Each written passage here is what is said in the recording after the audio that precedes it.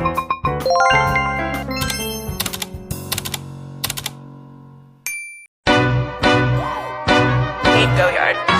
got so much motherfucking design on right now. Break it down, bring it back, make it clap. I got 3 old thoughts, new block, where that thing. Bitches on my line, and you know. Assalamualaikum warahmatullahi wabarakatuh. Kami dari kelompok 2 akan menjelaskan tentang pasar monopoli untuk menyelesaikan tugas mata kuliah mikroekonomi yang diuji oleh dosen pengampu Ibu Nita Hernita SEMM. dan kita di sini nggak cuma berdua. Sini kita ditemani oleh teman-teman saya yang berjumlah 7 orang. Dan di situ ada beberapa yang harus dijelaskan. Silakan saksikan videonya. Saya akan menjelaskan definisi pasar monopoli. Pasar monopoli adalah salah satu bentuk pasar persaingan tidak sempurna. Dalam pasar monopoli biasanya hanya ada produsen yang dapat menentukan harga-harga produknya. Di sini saya akan menjelaskan tentang ciri-ciri pasar monopoli. Dan di pasar monopoli itu ada 4 bagian yang harus dijelaskan. 1. Tidak ada barang pengganti yang serupa barang yang diperjualbelikan dalam pasar monopoli.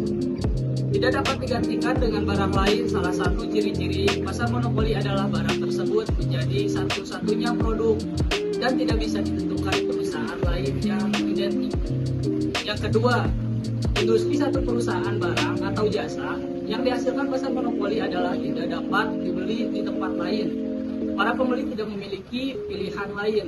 Jika ingin membeli produk tersebut, para pembeli tidak bisa berbuat sesuatu dalam menentukan syarat jual beli di dalam pasar monopoli.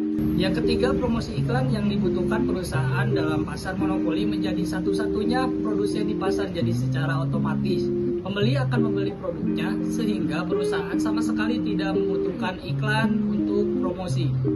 Iklan yang dilakukan hanya untuk menjaga hubungan baik masyarakat, tidak bertujuan untuk propos.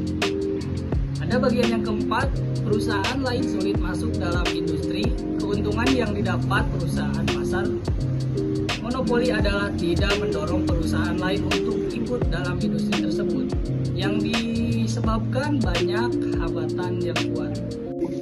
Selanjutnya saya akan menjelaskan tentang jenis pasar monopoli. Yang pertama ada monopoli alamiah atau monopoli natural. Pasar monopoli alamiah terbentuk ketika cakupan pasar sangat kecil sehingga hanya bisa mengakomodasikan satu penjual saja. Karena bisa jadi potensi keuntungan tidak menggiurkan sehingga hanya satu penjual yang tertarik menyediakan barang atau jasa tersebut.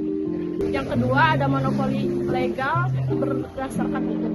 Pasar monopoli legal berdasarkan hukum merupakan komoditas atau jasa yang diatur pemerintah hanya boleh dipasarkan satu penjual atau satu perusahaan saja. Yang ketiga ada monopoli lokal regional. Pasar monopoli lokal regional terjadi ketika perniagaan barang monopoli hanya terjadi di area terbatas pada wilayah tertentu. Selanjutnya saya akan menjelaskan kelebihan pasar monopoli. Yang pertama, perusahaan monopoli harus menumbuhkan efisiensi untuk dapat bersaing dengan perusahaan lainnya pada produk sejenis. Yang kedua, perusahaan monopoli selalu berusaha melakukan pengembangan produk melalui riset dan develop untuk mengembangkan produknya secara luas dengan berbagai jenis serta mutu untuk mendapatkan laba tinggi. Yang ketiga, pasar persaingan monopoli bisa menghasilkan inovasi baru yang melindungi undang-undang hak cipta dan hak paten dari berbagai perlombaan untuk penemuan baru. Selanjutnya yang keempat, kekuasaan perusahaan monopoli harus dikontrol dan diawasi negara. Kekurangan pasar monopoli terbagi menjadi 4. Yang pertama, monopoli berkuasa dalam penentuan jumlah produksi yang berdampak pada ketersediaan produk untuk konsumen. Dan yang kedua, persaingan ini membutuhkan ketergantungan konsumen karena mereka tidak dapat membeli pada perusahaan yang lain meskipun merasa dirugikan.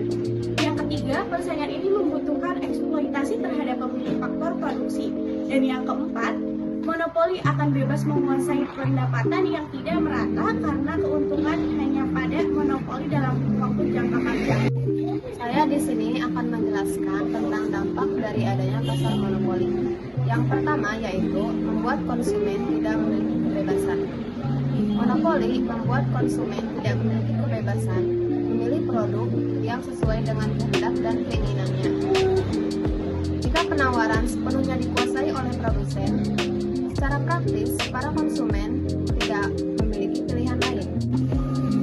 kedua yaitu kesenjangan dalam pembagian pendapatan usaha. Pada pasar persaingan sempurna, perusahaan di dalamnya memperoleh pendapatan normal dalam jangka panjang. Hal ini tentunya sangat berbeda dengan pasar persaingan sempurna. Yang ketiga yaitu menghambat inovasi dan teknologi. Pasar atau perusahaan monopoli memiliki potensi untuk menghambat inovasi dan proses produksi. Dalam keadaan tidak ada pesaing, produsen lantas tidak memiliki motivasi yang cukup besar untuk mencari dan mengembangkan teknologi dan proses produksi baru. Selanjutnya yaitu contoh pasar monopoli. Yang pertama PT KAI, yang kedua PT PLN, dan yang ketiga yaitu Badan Usaha Logistik. Yang selanjutnya ada faktor-faktor penyebab terbentuknya monopoli. Faktor-faktor ini ada dua jenis. Yang pertama hambatan teknis dan yang kedua hambatan legalitas yang bisa disebut dalam bahasa Inggris legal barriers to entry. Pertama, hambatan teknis. Apa itu hambatan teknis? Hambatan teknis berupa ketidakmampuan dalam bersaing dengan perusahaan lain yang sudah ada sebelumnya. Kelebihan secara teknis ini dipicu karena tiga hal. Yang pertama, perusahaan mempunyai kemampuan dan pengetahuan khusus sehingga dapat berproduksi dengan sangat efisien. Yang kedua, tingginya tingkat efisiensi membuat perusahaan monopoli memiliki kurva biaya yang menurun. Semakin besar kuantitas produksi, biaya marginal akan semakin menurun. Akibatnya, biaya produksi per unit semakin rendah. Dan yang ketiga, perusahaan memiliki kemampuan mengontrol sumber faktor produksi, baik berupa sumber daya alam, sumber daya manusia, dan lokasi produksi. Dan yang kedua, ada hak paten atau hak cipta, yang mana tidak semua monopoli berdasarkan hukum atau undang-undang yang mengakibatkan inefisiensi hak paten atau hak cipta. Misalnya, orang yang melakukan sesuatu penemuan akan memiliki hak monopoli atau penemuannya itu. Yang kedua, ada faktor hambatan legalitas atau bisa disebut dalam bahasa Inggris legal barriers to entry. Nah, faktor ini terdapat menjadi dua. Yang pertama itu undang-undang dan hak khusus, yang mana daya monopoli tidak dimiliki oleh setiap perusahaan. Umumnya ada perusahaan yang tidak efisien tetapi mempunyai daya monopoli. Hal itu bisa saja terjadi karena secara hukum mereka diberi hak monopoli di Indonesia. Contohnya dalam kasus ini adalah badan usaha milik negara, yaitu BUMN. Pak Tatang beli kompor sama Pak Titi. Thanks for watching.